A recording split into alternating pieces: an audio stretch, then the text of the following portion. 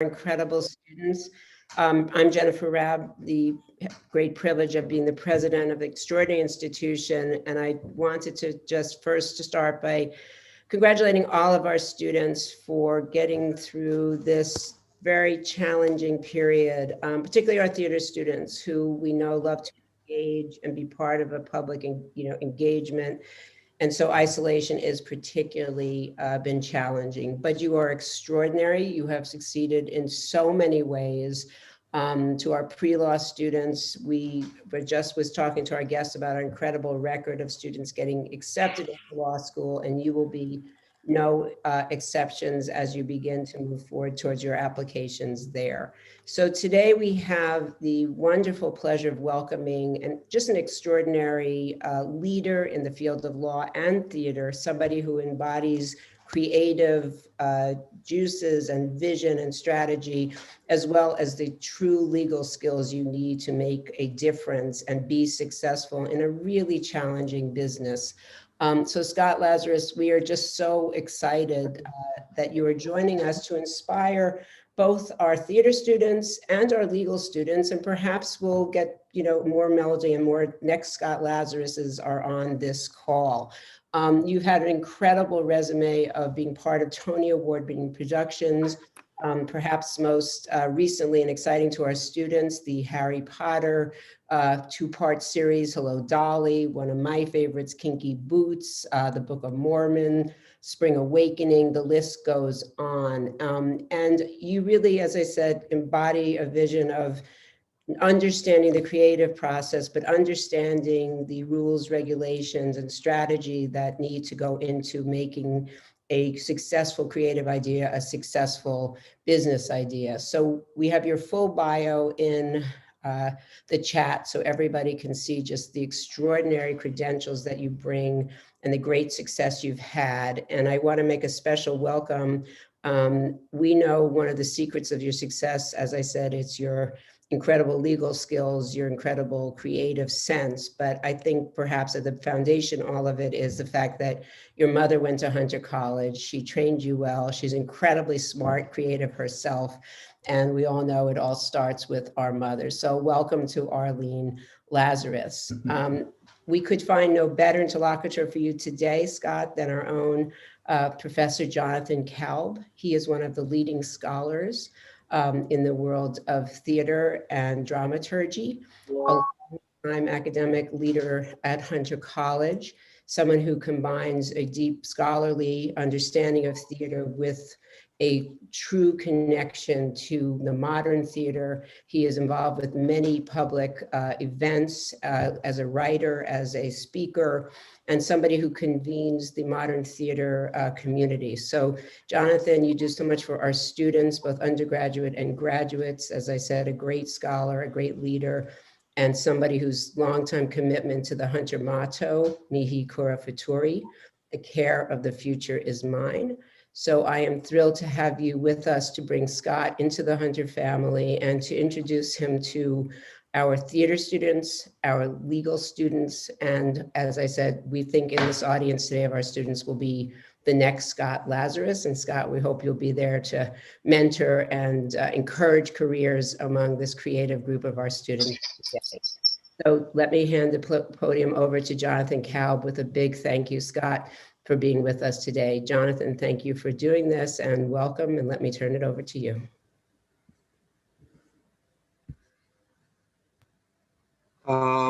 Okay, thank you. I don't know if people can hear me, but my screen says I'm muted, so I'm just asking if you can hear me. I can hear you. Your screen is frozen. Oh, there you go. Okay.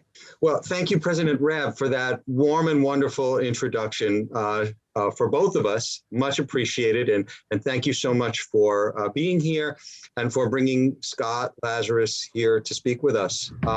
I can't proceed without first acknowledging our chair, Gregory Mosher, who would love to be here, but who is recovering from an accident. And I hope that we can all just wish him well in his recovery.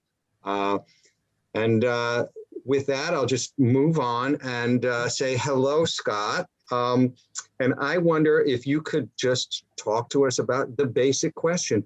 What is an entertainment lawyer? What does that mean, if you had to talk about that just briefly? Well, I'm a little intimidated that there are true lawyers participating on this Zoom call, or lawyers to be. Sometimes I wonder if an entertainment lawyer is a real lawyer, but but we try to be. Carol, I can't talk to you. I'm listening to my son on a Zoom at Hunter College. See, there's a little theater here, Scott. Yeah, little theater. But I am an entertainment attorney. I primarily practice in theater. And the lion's share of my practice is that I represent producers and productions, which I personally enjoy a lot because it connects me with every facet of a production. I'm somewhat usually the earliest person working on a project.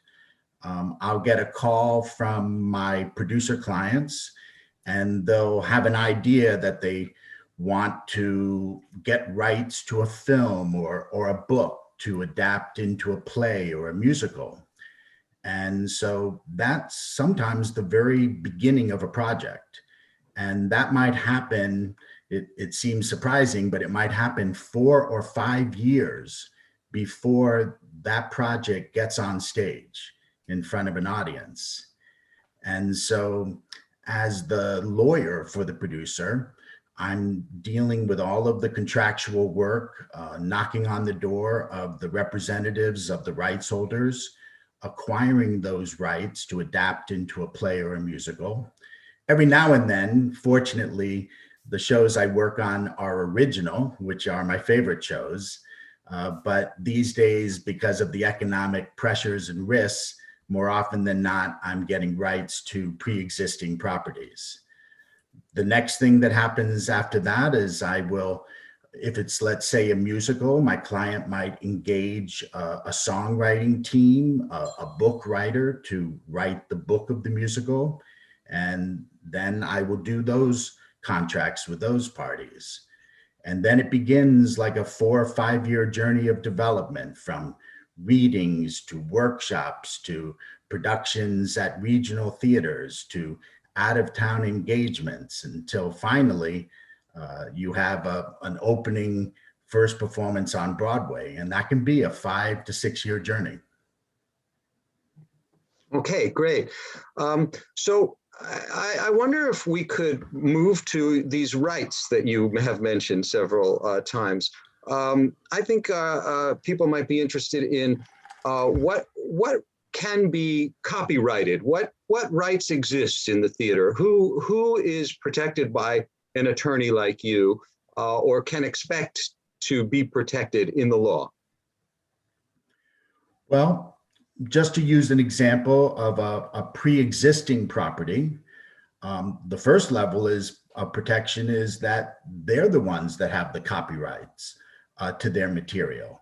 So sometimes I'm dealing with a film company, or I'm dealing with an author of a book, or I'm dealing with an estate that controls those properties because the author is no longer alive.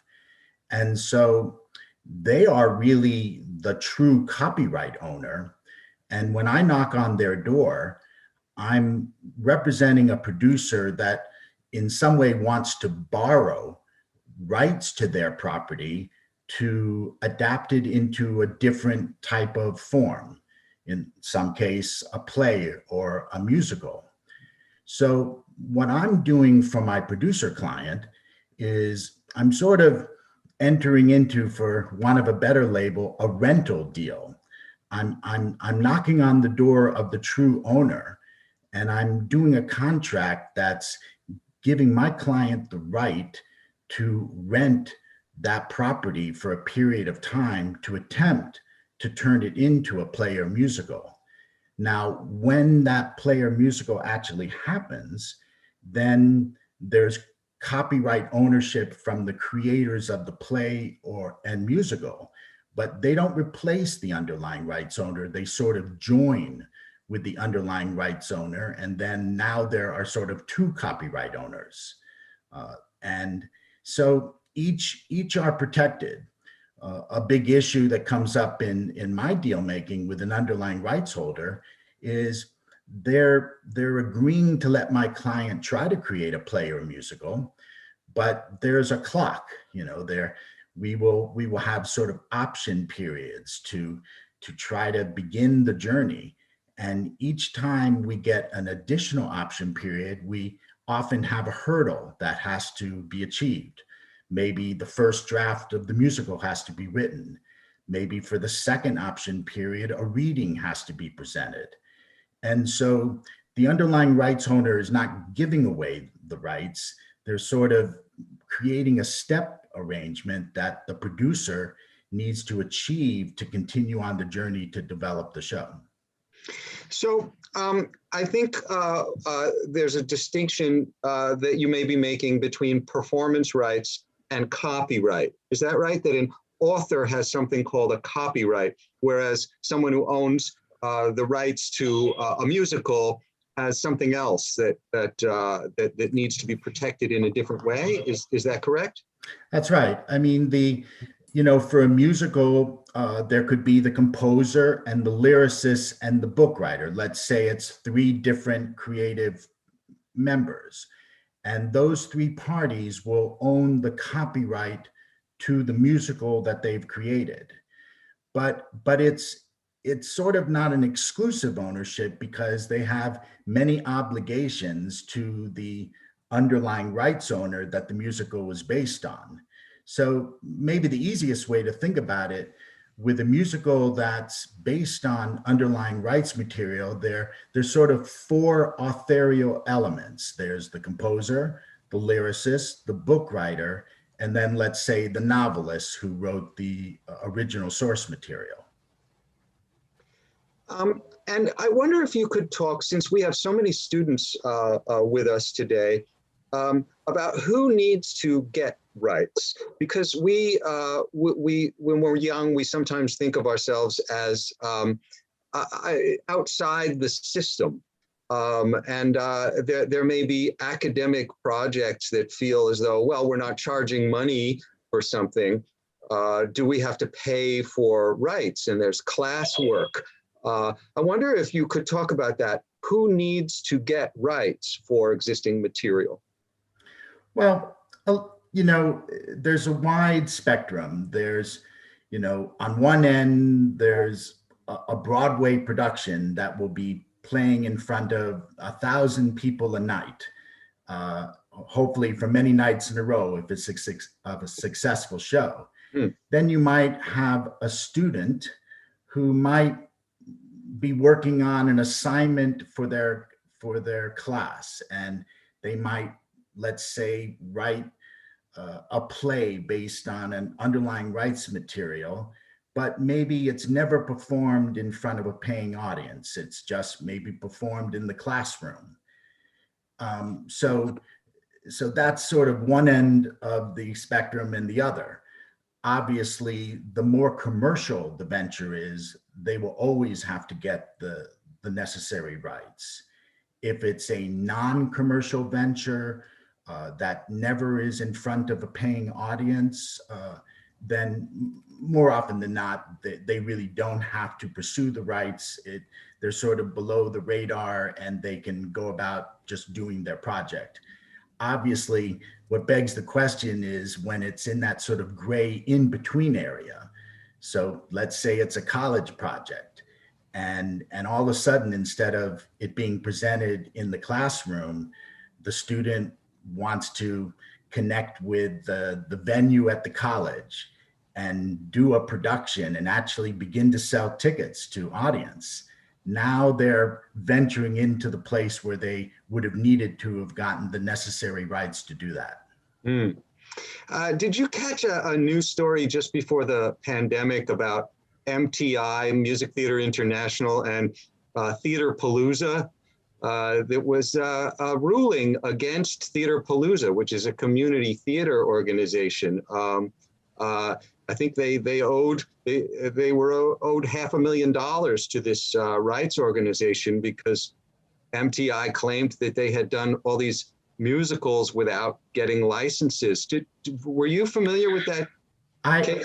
I didn't come across that particular story, but I hear versions of that story all the time. Yeah. Um, you know, an example of that would be there are like summer camps that specialize in theater, like Stage Door, and I'm trying to remember one of the other ones I'm familiar with, and they will do many theater productions as part of the summer camp, and they're in a gray area because they're they're a commercial venture. They're having families, pay for their kids to go to camp, and sometimes even in the performances, they'll charge admission to parents and friends coming to see the show. And those camps will need to get rights from an organization like MTI, Music Theater International. Now, the good thing is it's not expensive to get those rights. Organizations like Music Theater International or Tams Whitmark or Samuel French, they try to help and support amateur ventures and community theaters and camp shows, and they will charge very modest rights payments for allowing the shows to be done, but technically and legally, the rights should be obtained. Yeah. Have you ever been involved in a playwright dispute where there have been any number of them?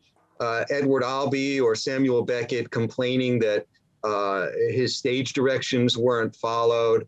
David Grimm complained about a Washington, D.C. production 10 or 15 years ago that the director split his lead role into 3 roles, and that wasn't okay with him, and threatened legal action. Has that ever come across your desk?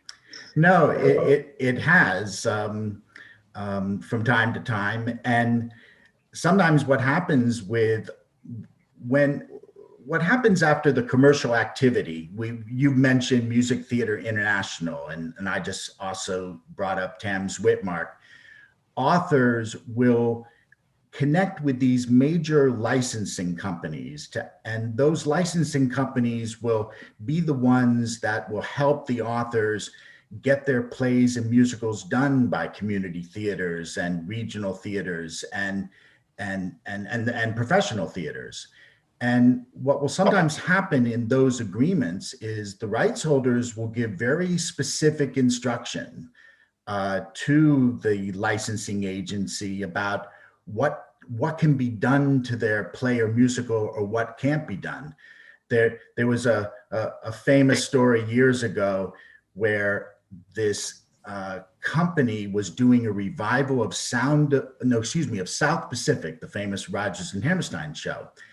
And the director decided to place the musical within an insane asylum. And Lytle's the only one on camera like right now. A medical hospital. So it was almost like this dream Probably version of the musical. And Rodgers and Hammerstein kind of had some problems with that. They had no problems with people doing interesting interpretations of South Pacific, but they thought that one went a little too far. Yeah, I think that maybe people in the audience might not understand that you have to check with either the author or the rights holders when you make changes, and it's not that they're necessarily going to be rigid, but that they would like to be consulted. Do you become a mediator in that kind of discussion? Well, usually the licensing agent will handle it. It won't come back to me as the lawyer for the commercial production. It will be handled by them. Sometimes when I have represented rights holders, because I said before that a large part of my practice is representing producers, but I also represent writers and directors and literary estates. One of my clients for many, many years, I have represented the literary estate of Ernest Hemingway. And in the deals that I've done for the Hemingway interests, sometimes they will want to make radical changes to the stories themselves. And my clients, who are the heirs of Ernest Hemingway, are very open to different interpretations, but every now and then I will bring something up and they will say, no, that's going a little too far. Please tell the people that we're not going to approve that. Hmm. So you have been involved in the creation of so many new shows too, and so I wonder if you have ever faced a case where a director. We've had all these news stories where directors are seeking rights, creative rights. Can stage direction be copyrighted in the same way? You mentioned that. Authors and composers can. What about directors' work? Well, directors' work can be copyrightable.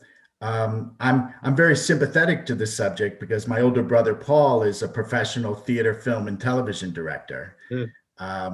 And one of the problems that I deal with from time to time is that when I represent, let's say, a popular musical, what will happen is there might be a later foreign production of that musical, and we'll find out that company that did that production went on YouTube, saw a lot of excerpts from the Broadway production, and basically copied, movement to movement, the original direction and choreography of the Broadway show. And in this age we live in, with social media that captures excerpts from Broadway and London productions, it's a real problem that directors and choreographers have their work utilized without getting compensated in any way for it. So what we're doing lately is it's such a problem that it's hard to fight. So what we're doing lately is that we're making arrangements between the authors and the director, where the authors are given rights from the director to allow the direction to be utilized in these later productions that happen. And then the director will get some compensation from that license. So it's one of these situations where it's a very hard thing to police.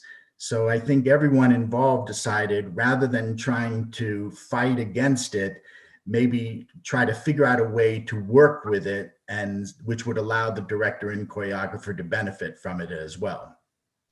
I've been aware of at least two cases like this. I knew Jerry Gutierrez, who passed away years ago. And Wonderful director. Yeah, wonderful man, wonderful director. And he, as you may know, filed a suit because he felt that his direction of Most Happy Fella was completely copied by somebody else. And he obtained a copyright certificate from the Copyright Office, the first person ever to do so, declaring him the rights holder. But then they settled out of court, and so no court ever decided the case. And a couple of years ago, when Urinetown producers made the same kind of complaint when Midwestern theaters were producing Urinetown in almost exactly the same way as the Broadway production, once again, it was settled out of court. So my question to you is, what is the actual law on this? Well, the law is clearer for choreographers than it is for direction. Where it gets tricky, when we're talking about a musical, where let's say the director has staged a musical number, that's where it gets close enough to choreography that musical staging is copyrightable and protected.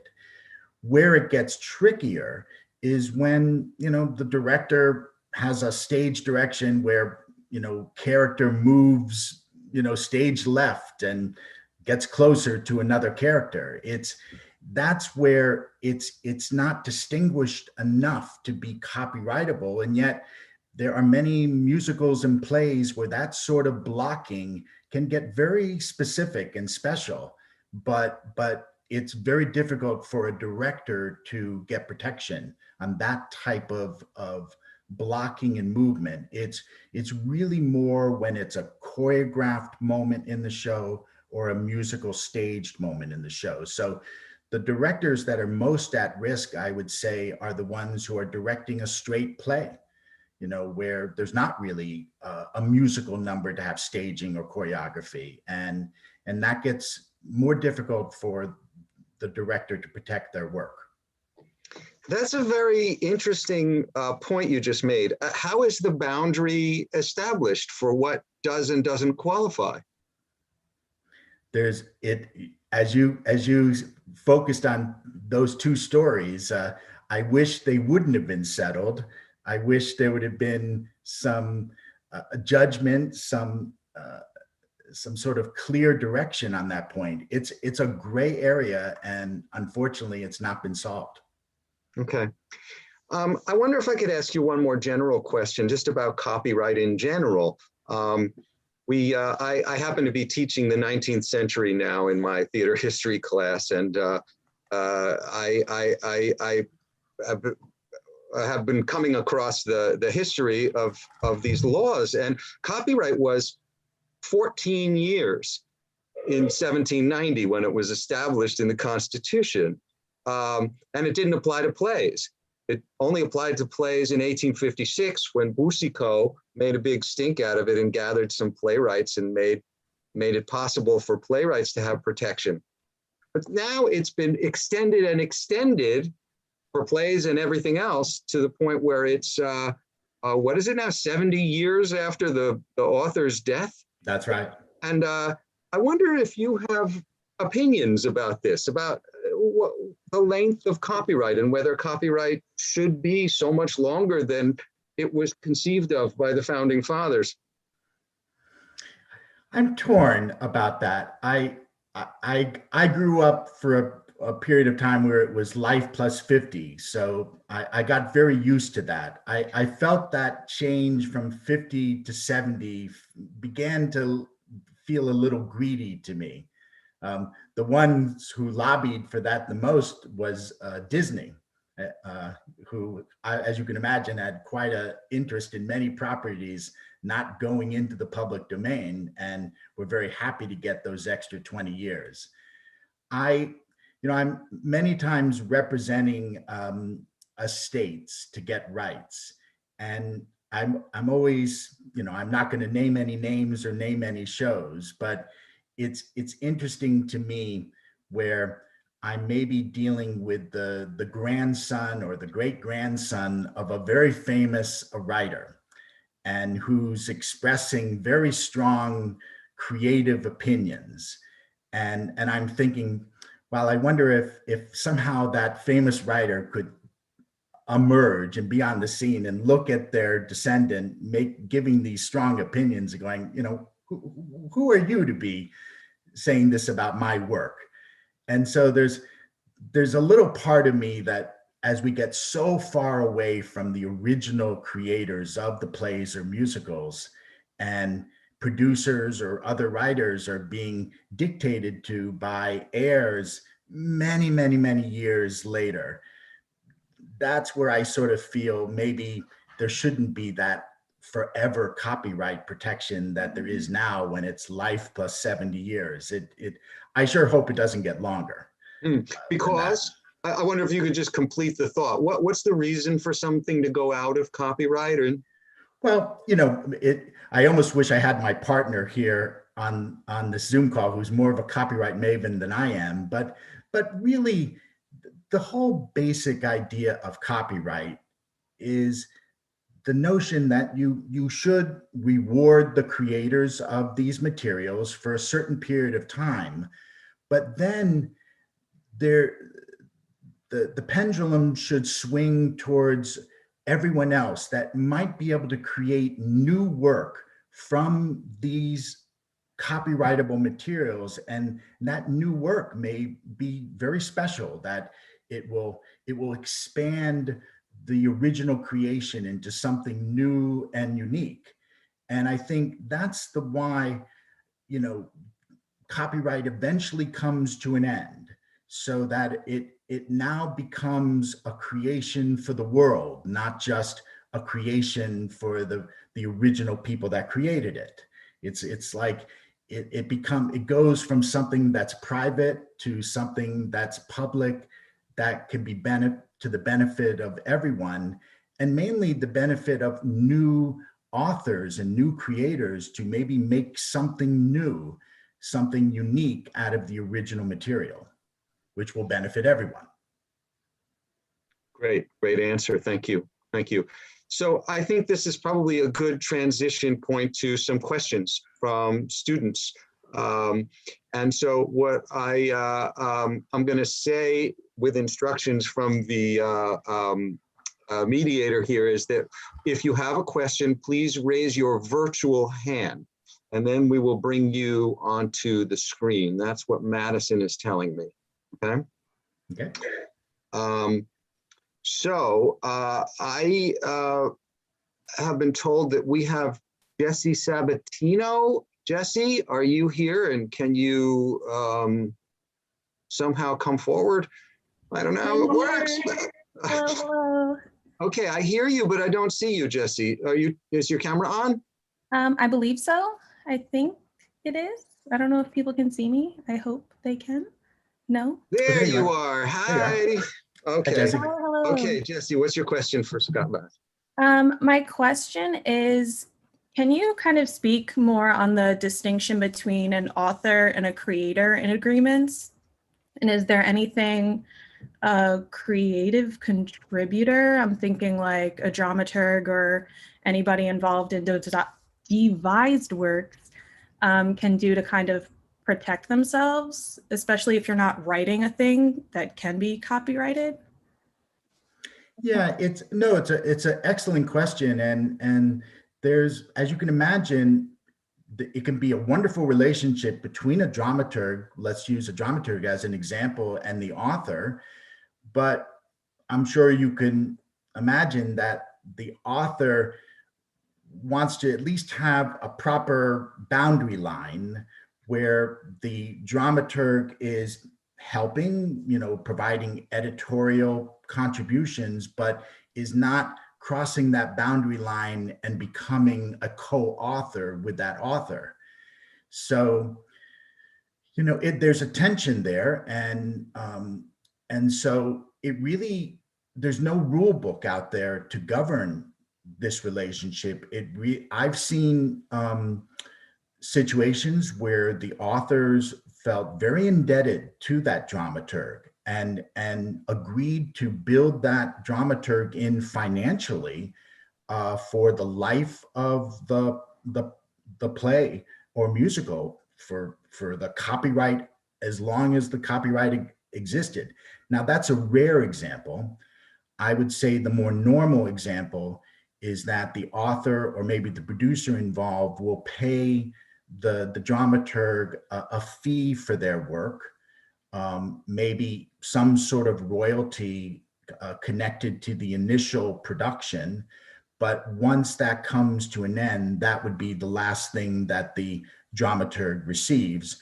And then another issue, of course, is credit. You know, does the author or the producer build in some sort of credit for that dramaturg on an ongoing basis? But it's a gray area, and I guess the best answer I can give you is that I think it's important for the parties to come to a true understanding that they can live with before the work is done. Because I've seen many a time where, again, using a dramaturg, things were kept on a very informal basis. No understanding was created. And then, as you can imagine, there were a lot of hurt feelings later.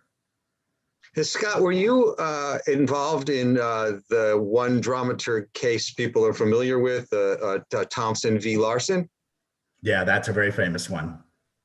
Were you involved in that? No, I wasn't. I was not involved with Rent in any capacity. But that in many ways is the most famous dramatic example of it, because obviously Rent became, I nicknamed them the supernovas of musicals, where they come, they're like Haley's Comet coming, once in 25 years, and Rent was one of them. Right. And unlike some of these other cases we've talked about, that one had a court rule on it. It did. Well, thank you, Jesse. That was a great question. Yeah. Thank you. So Andrew Lipton is up next. Andrew, are you here? Yes, thanks. And thanks so much, Scott, for doing this. It's been Sure. really helpful. So I have a very specific question, and I hope you don't mind. It's a copyright question. If I tape recorded a live radio broadcast in the 1960s of a comedic or dramatic skit with no music, and the skit was never published in writing, can I commercially broadcast my audio recording without violating copyright law? Again, now I'm on the spot. I wish my partner was here. As I often say to people, I know enough about copyright to be dangerous, which I think this seminar is proving. I feel like, you talked about it being published, that It's not published. that it hadn't been, but had the radio show been on air? Yes, it was live on air, at home, recorded it from a tape recorder. It was in the 1960s, but they never published the skit in writing. And again, you provoked my interest, because what I'm about to say may be wrong, so I want to qualify. But I feel like that act of being on the air is a certain version of publication. So a publication doesn't always have to be embodied just in writing. Okay. So I guess my answer to your question is, I think rights would have to be cleared. Now, is performance considered publication?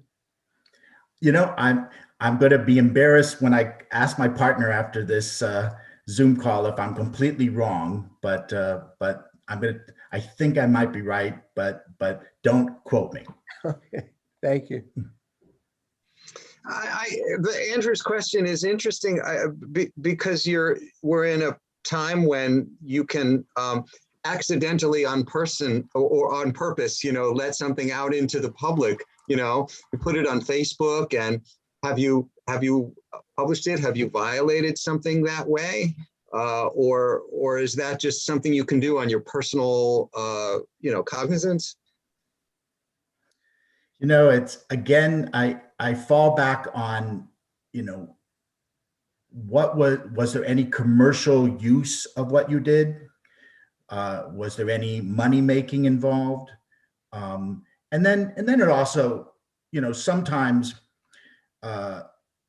it also comes down to was there any damage to the actual copyright owner from this de minimis use that might have happened. And so I think, there's technical, rules about copyright, but then you have to sort of bring it into the real world.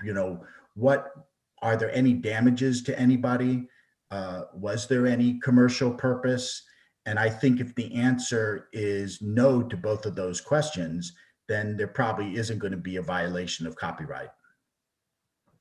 Thank you, Andrew. Our next questioner is Christina D'Angelo. Christina, can you turn on your camera? Yeah, I see Christina. Hi, thank you so much, Mr. Lazarus. This was very insightful. I'm an alumni of the pre-law program. I graduated 2017 from Hunter, and I'm currently a 3L at Brooklyn Law School. So it's interesting to hear about your work. I have a question. I know you previously discussed your role in acquiring the underlying rights for the different plays that you put on. However, are you also involved with capitalizing and developing the production of stage performances? And if so, what does that part of representing producers have to do with? No, thank you for the question. And the answer is that's pretty much half of my working life. So I'm heavily involved.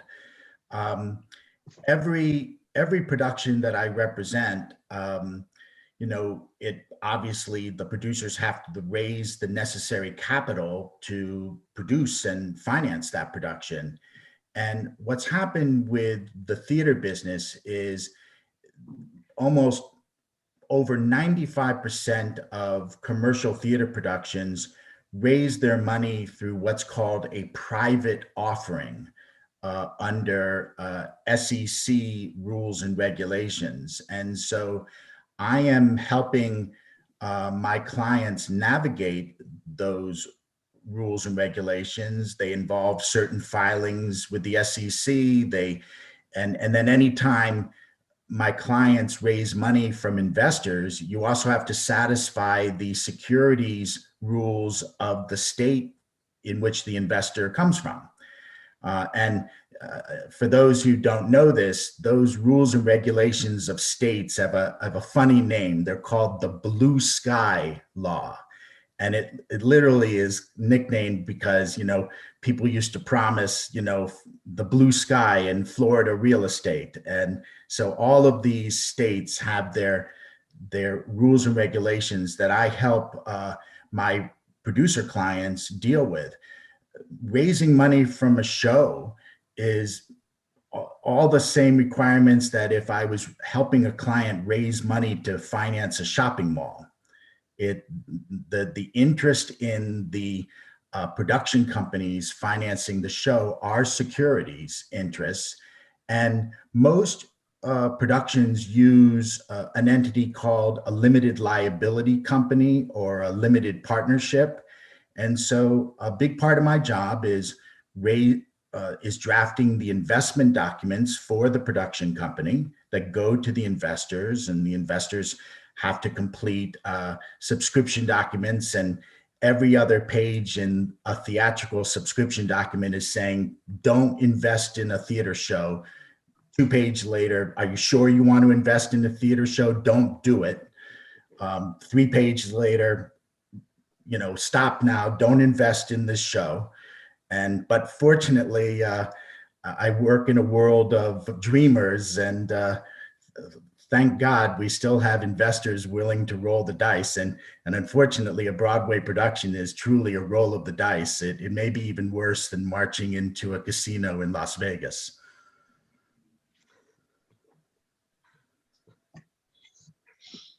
Thank you for that. Would you mind if I just ask you one more question? Sure.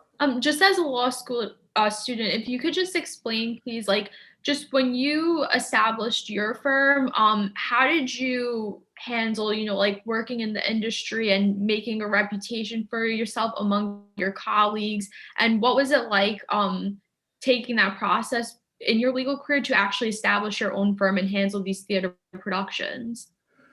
Well, I had sort of an odd story. I don't want to take up too much of time, but I didn't go to law school right away.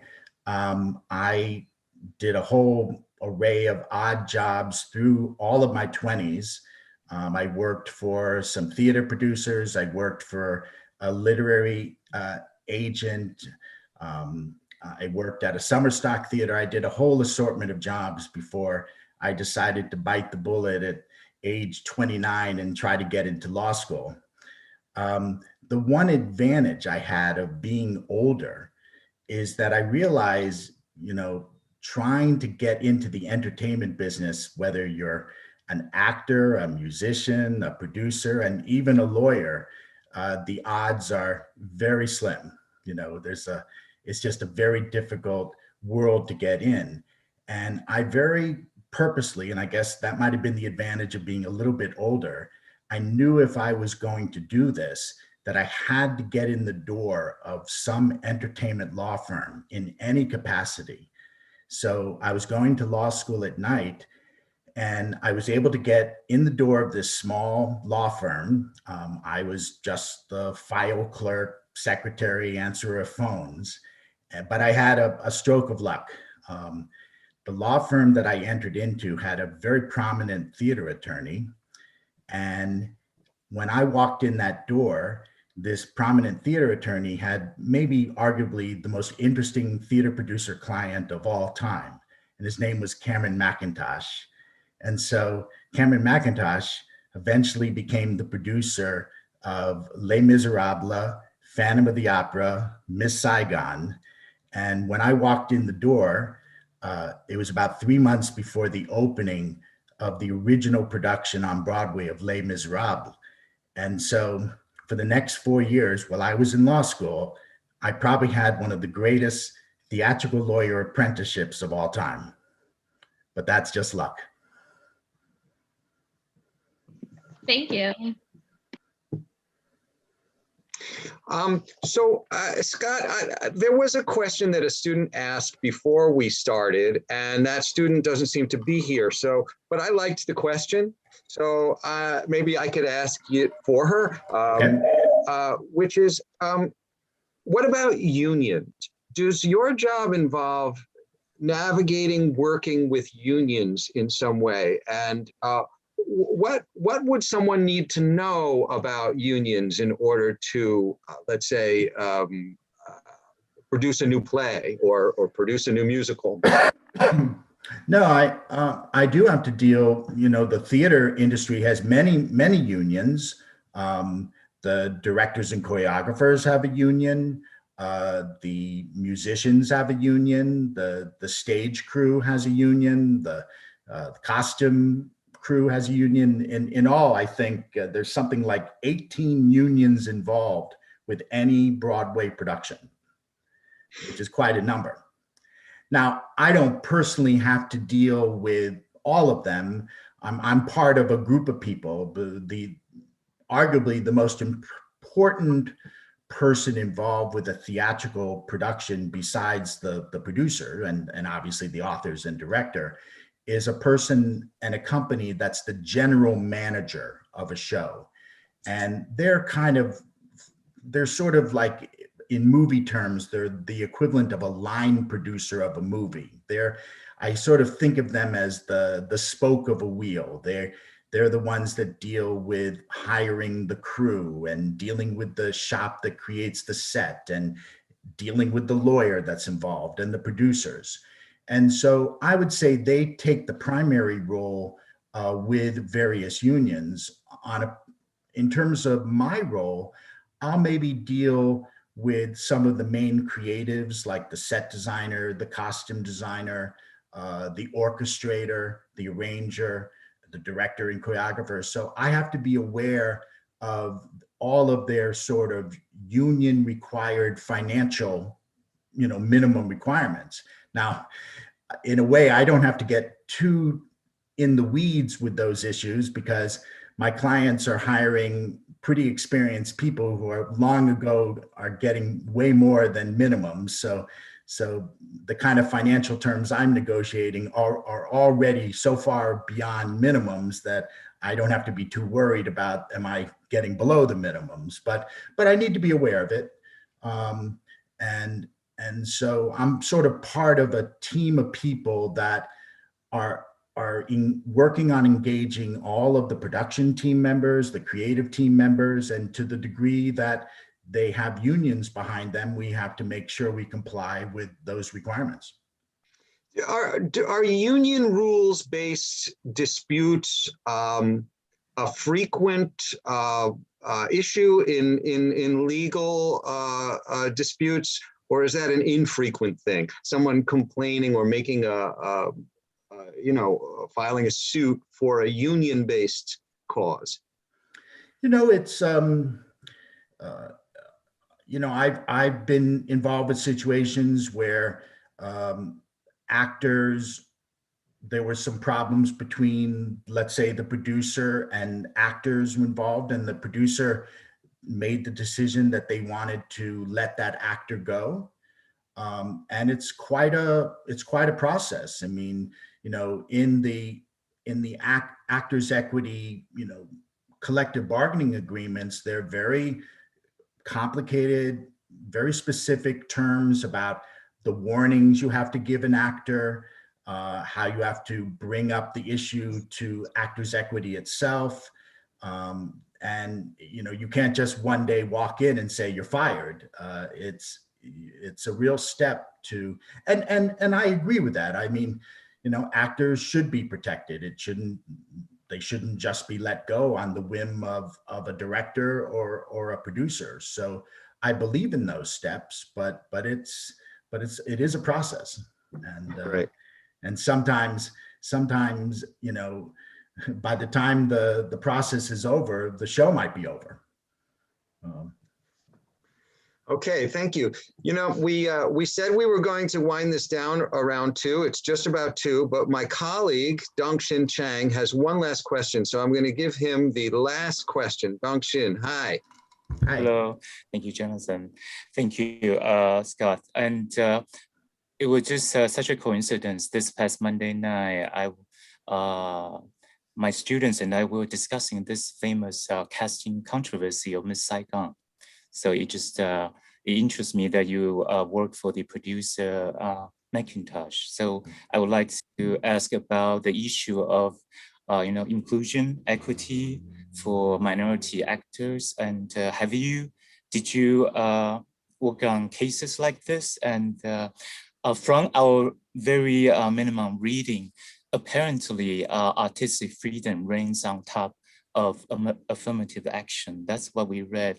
What about here and now in terms of giving minority performers the right to perform in roles that are written specifically for their say race? And because this was the issue with Miss Saigon's casting of the role engineer. So that's what we discussed. No, I know. That was in the very earliest days of my career that whole situation came up. I was the real junior attorney on the totem pole, and I wasn't directly involved with that. But I remember it well, and there was a tremendous outcry about it. And I think the world, as we all know, the world has even changed even more dramatically in 2020 and 2021. I think there's tremendous pressure on many of my clients to be making sure they're taking steps to be more inclusive, and that cast members have more diversity.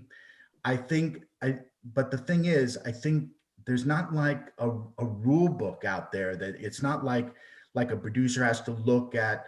There's like an equity rule book that says there has to be this number of cast members of in this category, this number of cast members in another. It's really all done on a case by case basis, and I think it's almost more societal pressure that's really governing these decisions as compared to any rules or regulations that are requiring it. And I think you're right. I think you said a second ago that sort of the creative freedom to some degree comes first. And I think that's true, but I believe that the world is changing a little bit. I at least as someone who's been a lifelong theater goer from the age of 6 years old, and I won't say how old I am now, when I think of the shows I've seen over the last 10 years and the makeup of the cast that I've seen in those shows, there's been a big sea change. So even though there's no laws and regulations that are requiring this level of diversity, at least from my observation, it's really beginning to happen in a pretty substantial way. Great, thank you for your answer.